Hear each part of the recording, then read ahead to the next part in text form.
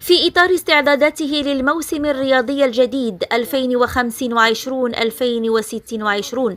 الذي يمارس بعصبة الغرب جهة الرباط سلا القنيطرة، دشن فريق أمل الزاوية أولى حصصه التدريبية بمعسكره التحضيري المقام بجماعة مولاي بوسلهام،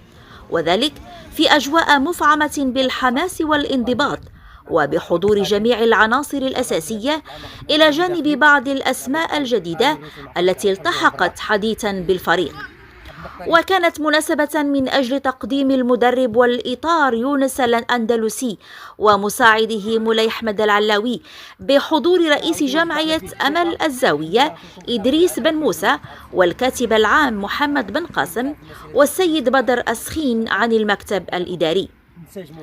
وقد استهل المدرب يونس الأندلسي الحصة الأولى بكلمة توجيهية، حيث شدد من خلالها على أهمية هذه المرحلة في بناء أسس الموسم، داعيا جميع اللاعبين إلى الالتزام والانضباط والعمل بروح جماعية.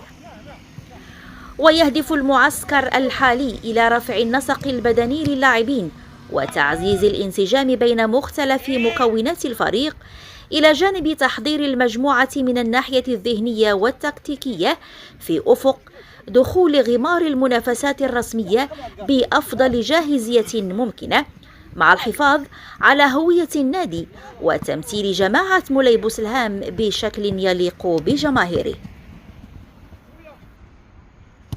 السلام عليكم، لا تنسوا الإعجاب بالفيديو والاشتراك في القناة تشجيعا لنا لنستمر بنشر المزيد إن شاء الله.